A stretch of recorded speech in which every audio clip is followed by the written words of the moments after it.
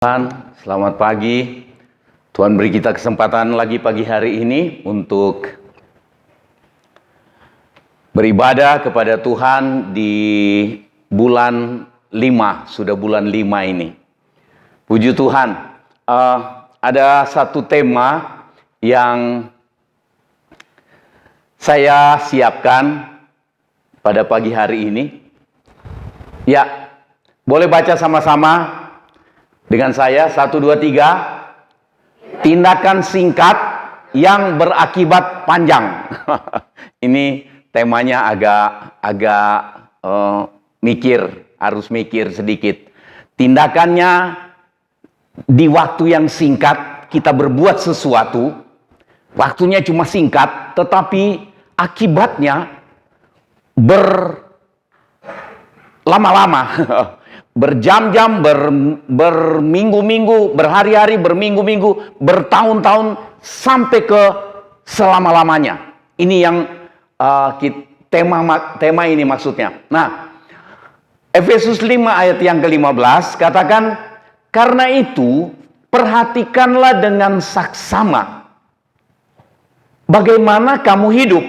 Jadi memperhatikan dengan saksama bagaimana kita hidup itu sama dengan berjaga-jaga. Berjaga-jagalah. Memperhatikan dengan saksama bagaimana kamu hidup. Janganlah seperti orang bebal, tetapi seperti orang arif. Ayat 16, Efesus 5 ini, pergunakanlah waktu yang ada, karena hari-hari ini adalah jahat. Menggunakan setiap waktu, menggunakan tiap kesempatan yang Tuhan adakan bagi kita tiap-tiap hari.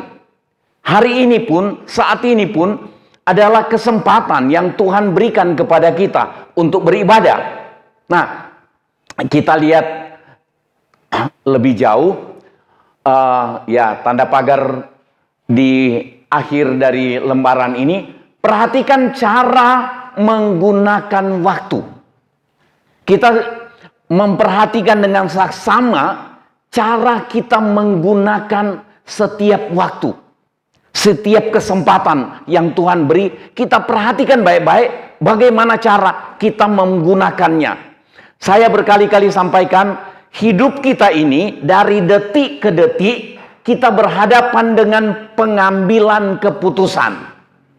Tiap detik kita bikin keputusan. Sementara saudara duduk beribadah, sementara saya menyampaikan firman Tuhan, kita semua selalu tiap detik bikin keputusan. Saya bikin keputusan untuk tetap menyampaikan firman dengan tulus, atau saya mulai menyampaikan firman dengan tujuan-tujuan tertentu, kepentingan diri saya. Saudara sementara dengar firman, saudara tiap detik bikin keputusan. Mau perhatikan, mau abaikan, mau terima, mau tunda, mau tolak, itu keputusan. Tetapi pastikan kita perhatikan baik-baik bagaimana kita membuat keputusan, yaitu keputusan yang benar. Amin. Karena hasilnya baik. Keputusan yang benar menghasilkan yang terbaik. Tindakan singkat yang berakibat panjang, itu dalam kesempatan yang singkat itu bisa beberapa menit atau beberapa jam, 1 jam, kita ada kesempatan berbuat sesuatu, atau seminggu, atau berbulan-bulan, atau bertahun-tahun. Tetapi hidup kita ini singkat. Firman Tuhan yang bilang begitu. Hidup kita ini singkat. Jadi sepanjang hidup kita bertindak apa, itu menentukan kekekalan. Menentukan kita untuk hidup selama-lamanya di mana? Di penghukuman kekal atau di kebahagiaan kekal. Dan kita berjuang sampai hari ini supaya kita semua berakhir di tempat yang tidak pernah berakhir, di kebahagiaan yang tidak pernah berakhir, begitu. Nah, kita gunakan untuk berbuat benar, berbuat kebaikan, atau kita gunakan untuk berbuat tidak benar, hal yang jahat. Jadi perhatikan baik-baik tiap hari, tiap saat kita perhatikan. Kalau ada orang ngobrol dengan kita, kita jaga baik-baik sikap kita, jangan sampai kita ngomong bohong. Amin. Salah satu daftar orang yang masuk neraka itu pendusta. Herannya banyak orang gereja enggak takut bohong, karena enggak langsung kena hukuman. Jadi bohongnya jalan terus.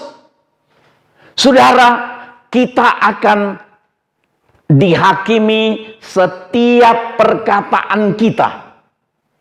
Jadi kita tiap saat itu harus bijaksana, harus berhati-hati, perhatikan dengan saksama bagaimana kita ngomong. Kan begitu juga bagaimana kita bertindak. Jadi tiap hari bukan cuma ngomong, mikir. Di pikiran pun kita bisa salah. Kita bisa berbuat salah. Kita lihat orang masih senyum-senyum, tetapi pikirannya lain. Pikirannya bisa macam-macam, menghina, meremehkan, itu bisa timbul.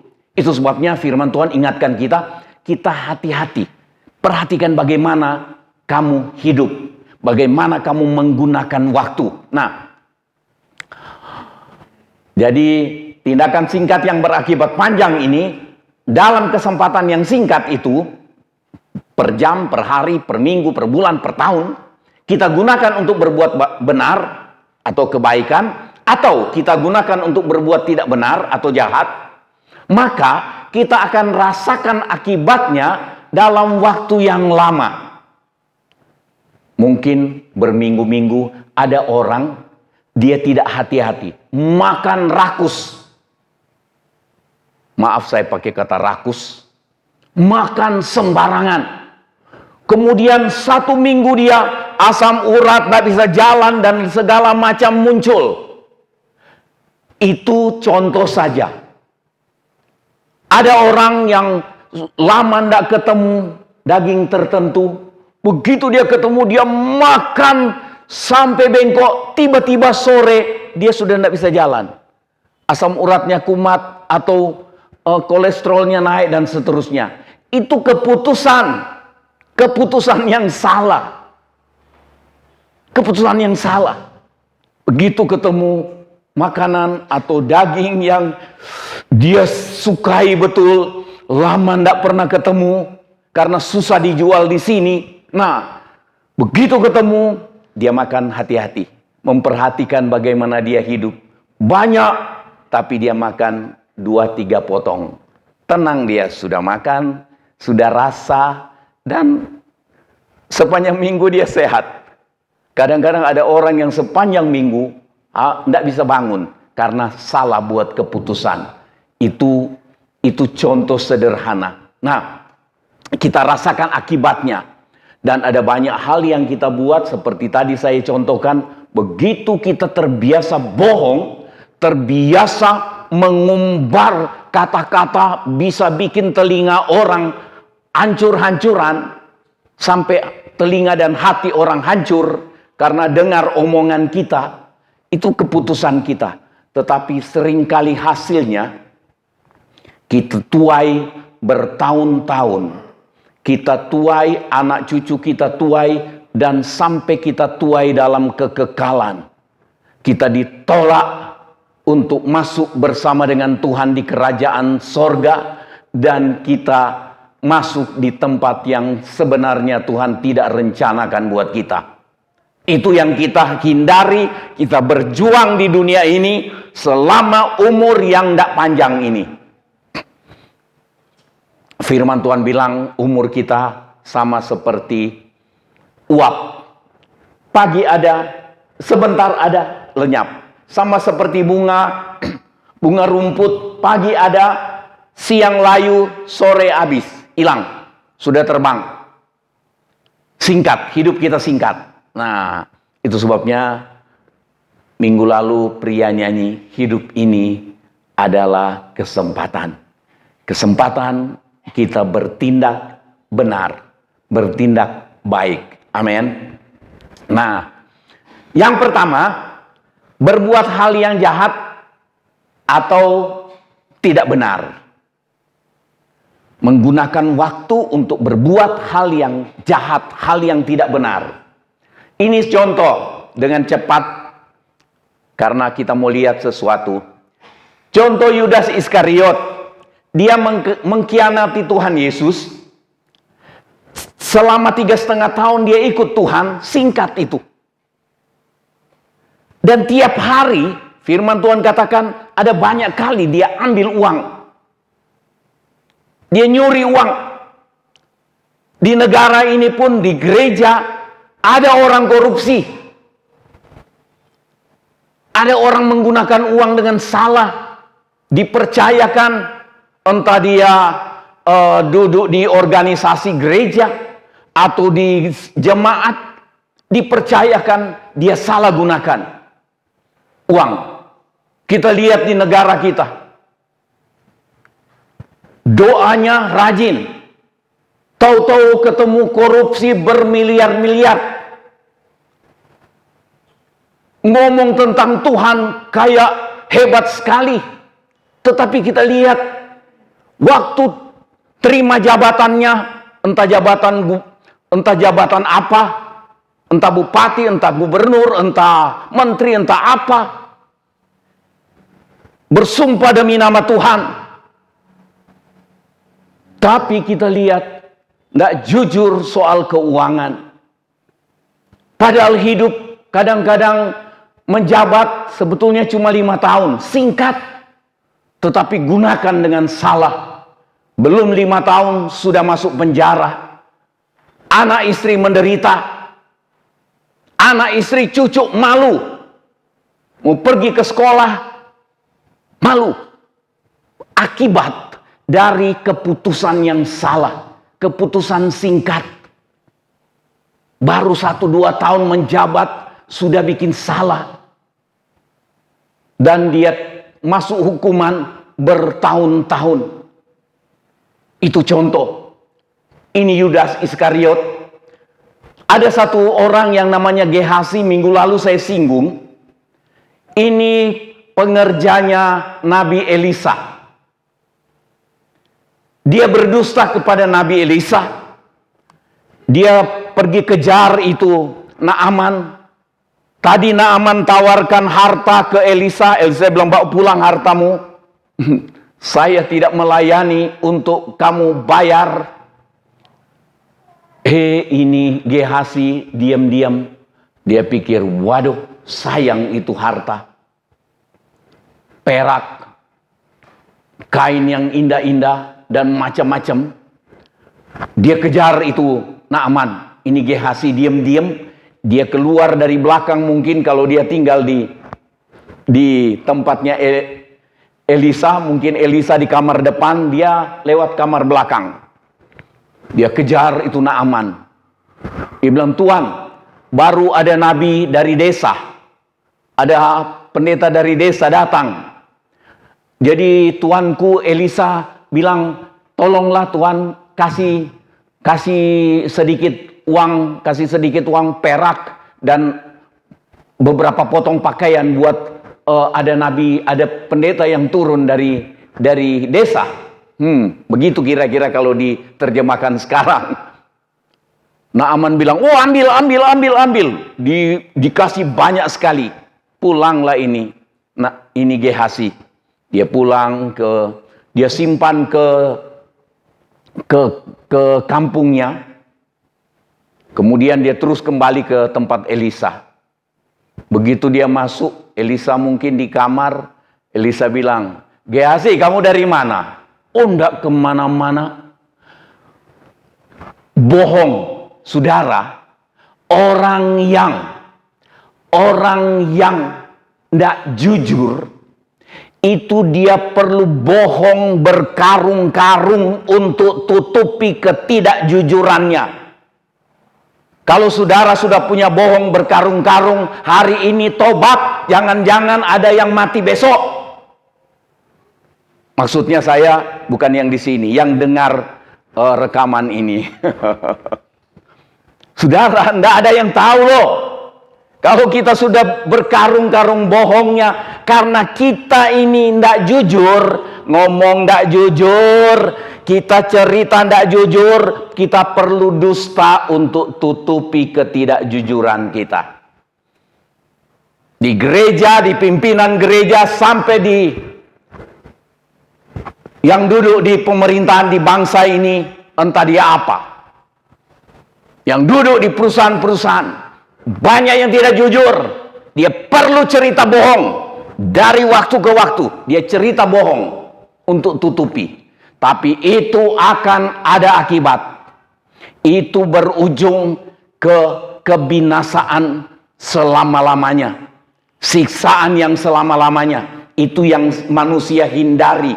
Selama hidup di dunia, kita berjuang supaya kita berbuat benar dan kita terhindar untuk masuk ke penghukuman yang mengerikan itu, yang bukan 1 tahun, 10 tahun, 20 tahun, tetapi tidak pernah berakhir. Ini yang mengerikan. Nah, itu Gehazi. Dia dusta, dia berdusta karena harta, akibatnya kusta seumur hidup, berlanjut ke anak cucu. Sementara Yudas tadi gantung diri dan binasa selama-lamanya. Ada orang kaya yang bodoh yang di dalam Lukas 16 itu ayat 19 sampai 24. Dia abaikan kesempatan untuk menolong Lazarus. Dia abaikan rancangan Tuhan. Dia abaikan kesempatan yang Tuhan percayakan ke dia. Lazarus ada untuk dia tolong, dia abaikan. Dia sibuk berpesta pora. Saudara, orang kaya yang bodoh ini, dia abaikan kesempatan. Berkat harta yang Tuhan percayakan ke dia, dia gunakan secara salah. Akibatnya, dia menderita selama-lamanya. Itu yang seringkali saya kutip. Aku sangat kesakitan dalam nyala api ini. Tolong saya supaya Lazarus celupkan jarinya. Dan satu tetesan air mungkin sudah melegakan saya. Tapi dia tidak pernah dapat itu. Saudara, hati-hati dengan keputusan-keputusan kita dalam waktu yang singkat. Dalam hidup yang singkat ini, hati-hati dengan keputusan, karena dapat berakhir di kekekalan penderitaan yang kekal. Mengerikan ini. Yang kedua, berbuat kebaikan. Kita lihat contoh saja yang dengan cepat Tuhan Yesus selama 3,5 tahun beritakan Injil dan rela berkorban. Akibatnya banyak orang alami keselamatan kekal. Kerelaan saudara dan saya untuk hidup memberitakan Injil, kadang-kadang korban perasaan, korban materi juga. Tetapi ada orang 1, 2, 3 yang selamat. Dari 1, 2, 3 yang selamat itu mereka selamatkan orang lain juga. Kita tidak tahu. Tetapi kita bertindak benar. Itu Tuhan Yesus. Kemudian murid-murid selama 3,5 tahun mengikut Tuhan Yesus. Akibatnya mereka menjadi alat Tuhan untuk selamatkan banyak orang. Petrus bikin keputusan yang benar. Satu waktu Tuhan Yesus sampai di pantai, pinjam perahu. Siapa punya perahu ini, saya pinjam. Dorong sedikit ke tengah, saya mau mengajar. Petrus yang kecewa, semalam-malaman tidak dapat ikan, dia dorong juga. Setelah Tuhan Yesus pakai perahunya, kemudian Tuhan Yesus bilang, dayung perahumu lebih ke tengah dan lempar jala. Tebarkan jala untuk tangkap ikan. Petrus bilang, sepanjang malam tidak ada dapat ikan. Apalagi ini sudah siang begini. Mungkin begitu dia jawab. Tuhan Yesus bilang, lemparkan jala itu. Begitu dilemparkan, mereka dapat banyak ikan. Terus ada satu hal yang Petrus lakukan. Dia tersungkur, dia bilang, Tuhan, jauhi saya. Saya orang berdosa. Wah, Tuhan Yesus bilang, "Tidak usah takut, mulai sekarang aku jadikan engkau penjala jiwa, penjala manusia." Keputusan Petrus untuk memberi perahunya, meminjamkan perahu. Tuhan Yesus tidak ambil tuh perahu, cuma dipinjamkan. Keputusan yang singkat. Cuma beberapa, entah 1 jam Tuhan Yesus pakai. Saudara, setiap Tuhan beri kesempatan, tangkap kesempatan itu dan bertindak. Bertindak benar, bertindak baik. Nah, itu murid-murid. Kemudian kita lihat sedikit mengenai perempuan Samaria. Dia percaya kepada Tuhan Yesus, kemudian dia saksikan kepada orang sekotanya. Ketika dia datang ke sumur Yakub itu tengah hari, tidak ada orang lain datang, tahu-tahu Tuhan Yesus ada di situ. Tuhan Yesus bilang, saya minta minum. Dia bilang, "Oh, tidak bisa. Engkau orang Yahudi, aku orang Samaria, kita tidak bersahabat dari dulu. Musuhan kita dari dulu." Tuhan Yesus bilang, "Kalau engkau tahu siapa yang minta minum, maka engkau akan minta air hidup daripadanya." Oh, dia bilang, yang ngomong ini cuma Mesias yang dijanjikan akan datang. Tuhan Yesus bilang, "Akulah dia." Perempuan ini percaya. Dia tinggalkan dia punya buyung untuk ambil air, dia pulang ke kotanya, dia teriak, "Aku ketemu Mesias, gini." Dia ngomong dengan saya. Satu kampung datang ketemu Tuhan Yesus. Mereka minta Tuhan Yesus tinggal beberapa hari dengan mereka untuk ajar mereka mengenai kerajaan sorga. Tindakan seorang perempuan, dia percaya, waktu yang singkat. Ada orang diajar tetap kurang ajar. Sampai mati tetap kurang ajar.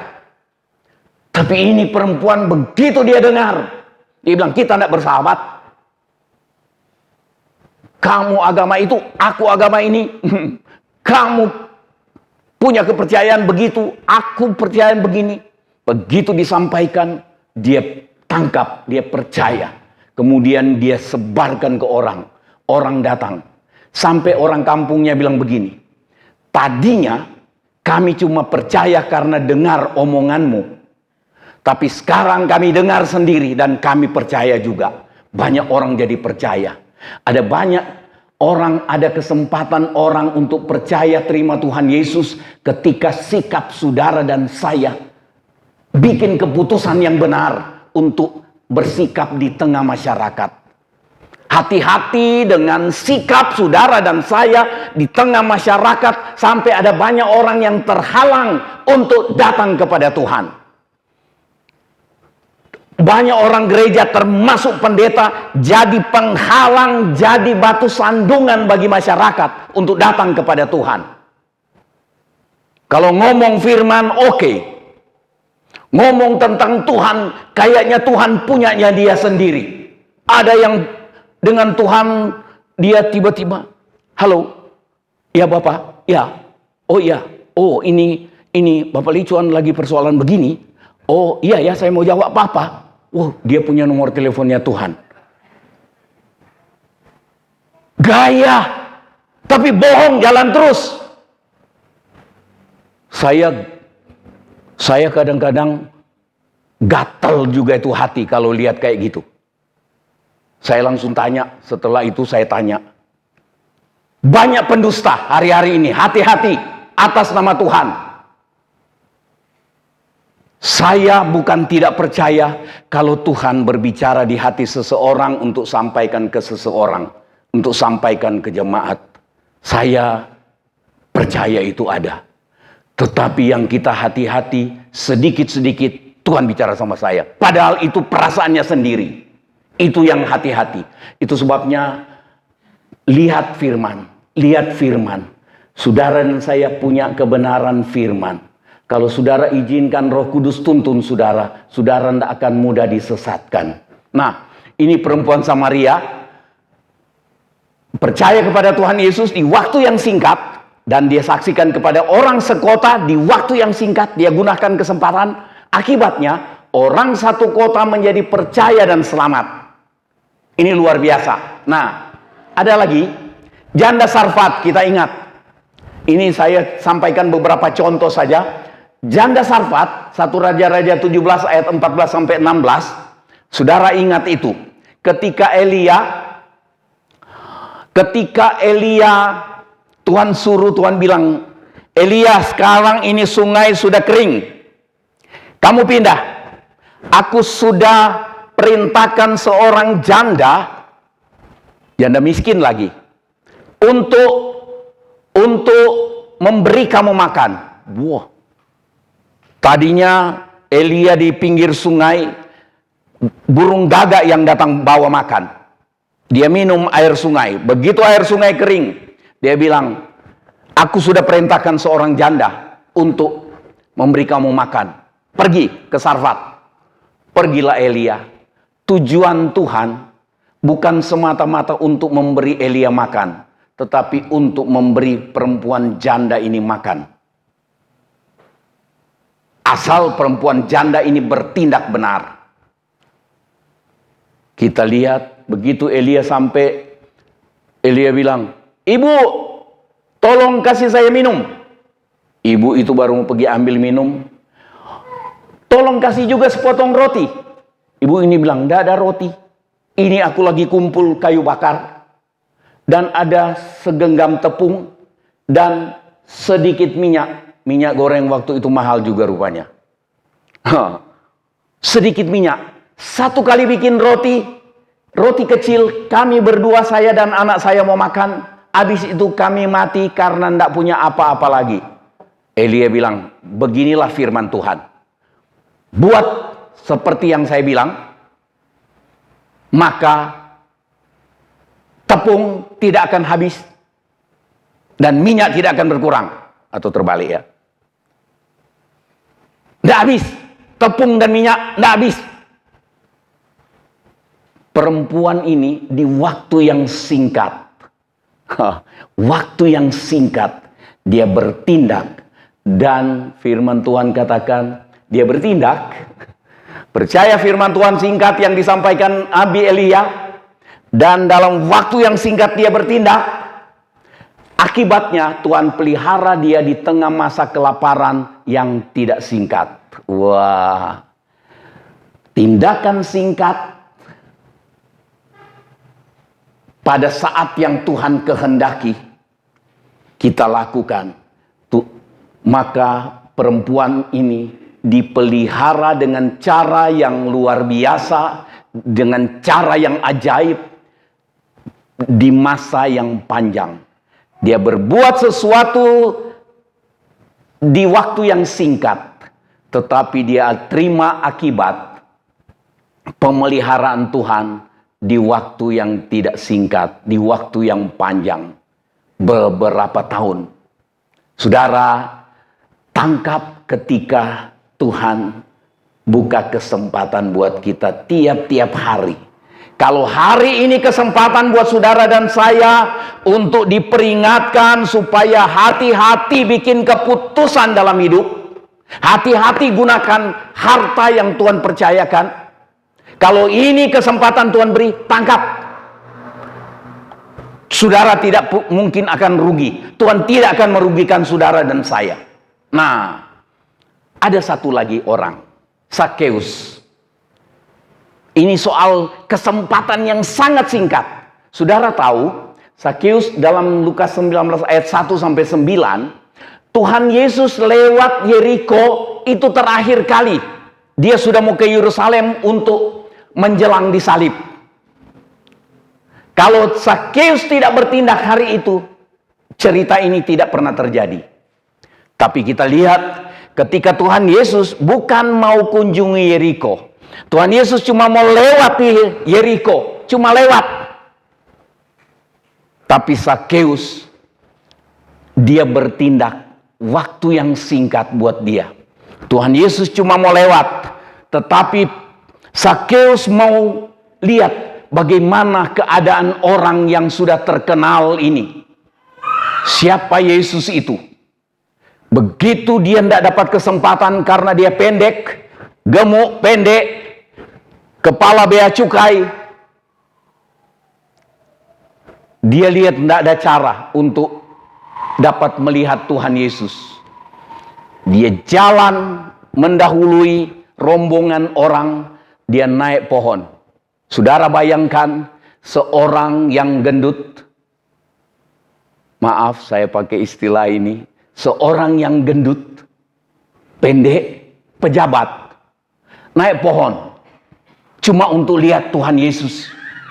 Waktu itu Tuhan Yesus bukan disukai, disenangi oleh semua orang. Banyak dicemooh, banyak dilecehkan. Nah, Zakheus, seorang pejabat, kaya, gemuk, pendek, itu gelarnya semua itu. Pejabat, kaya, gemuk, pendek. Hari itu, waktu yang singkat, dia gunakan sungguh-sungguh. Dia naik pohon untuk lihat siapa Yesus itu. Dan Tuhan lihat, Tuhan terasa hatinya. Hatinya Zakheus kontak dengan Tuhan Yesus. Ketika Tuhan Yesus lewat di sebelah pohon di mana Zakheus memanjat itu, Tuhan Yesus lihat ke atas. Zakheus, turun. Wah, turun. Aku mau mampir ke rumahmu. Kerinduan seseorang, Tuhan lawat. Kalau saudara rindu dengan Tuhan, Tuhan lawat. Tidak ada satu manusia pun, tidak ada satu setan pun yang mampu halangi kehadiran Tuhan dalam hidup saudara ketika saudara rindu. Jangan sampai datang ke ibadat tanpa kerinduan untuk alami sesuatu dari Tuhan. Saya tiap mempersiapkan firman, saya selalu rindu Tuhan supaya saya itu cocok dengan yang Engkau mau. Supaya yang saya sampaikan ini mengubah orang yang mendengar. Bukan pamer khotbah, pamer gaya. Gaya bintang film, gaya selebritis, bersolek segala macam untuk jadi kebanggaan jemaat. Saya berhati-hati untuk bikin keputusan. Zakheus bertindak cepat untuk bertemu dengan Yesus. Akibatnya Zakheus dan seisi rumah selamat.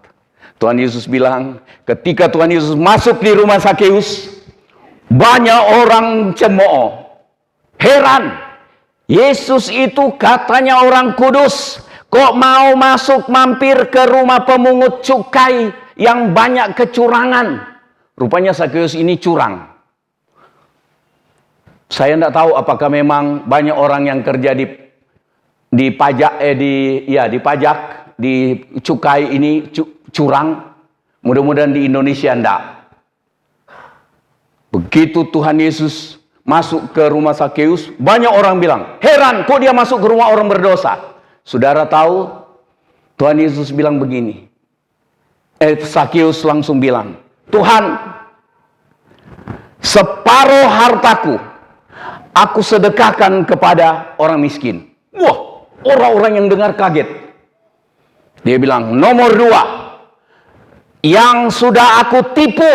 Saudara, kalau ada yang saudara sudah tipu, aku kembalikan 4 kali lipat. Tuhan Yesus bilang, hari ini terjadi keselamatan di rumah ini. Zakheus dan seisi rumah selamat karena tindakan cepat. Dia cepat naik pohon karena kerinduan. Tuhan Yesus masuk ke rumahnya, dia cepat ngaku, berubah. Rupanya orang yang bertobat dari pelit, dia jadi murah hati. Separuh harta. Rupanya tukang tipu supaya dapat keuntungan banyak. Kali ini dia bilang, separuh harta aku sedekahkan ke orang miskin, dan yang sudah aku tipu, aku kembalikan 4 kali lipat. Bertobat dari cara perdagangan, bertobat dari cara kerja yang curang. Kita hati-hati dengan cara kerja kita. Jangan sampai kita kerja curang. Itu keputusan di hidup kita tuai lama. Tindakan singkat yang berakibat panjang.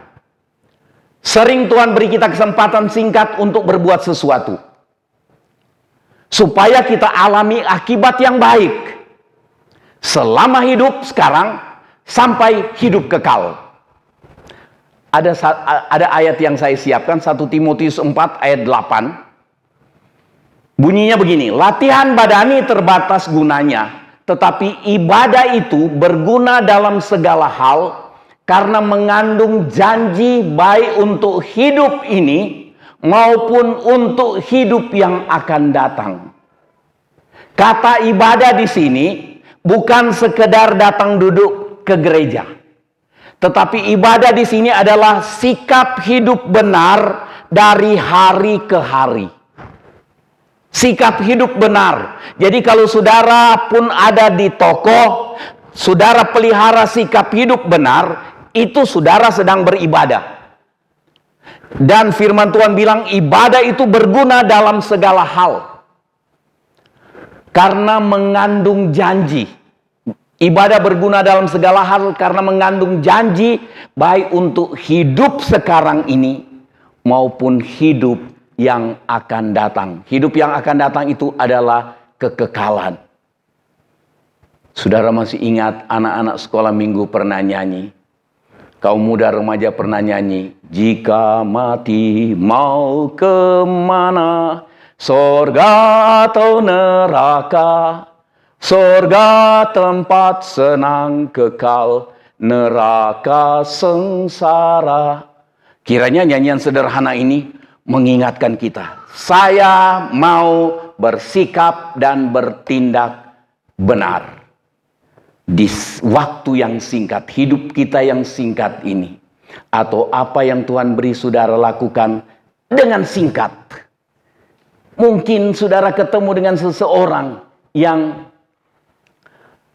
perlu kata-kata cuma 3 kalimat dan diucapkan dalam waktu yang tidak sampai 1 menit, dan orang itu jadi kuat dalam Tuhan. Saya gunakan kesempatan.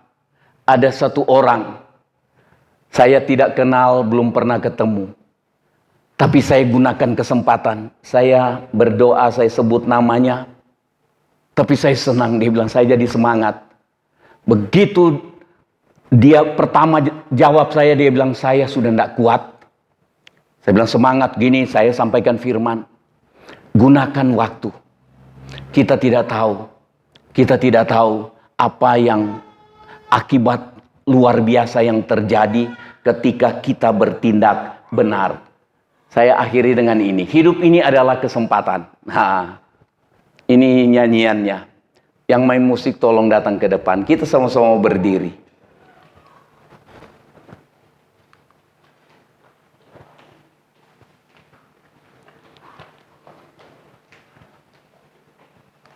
Saudara lihat nyanyian ini, saya catat.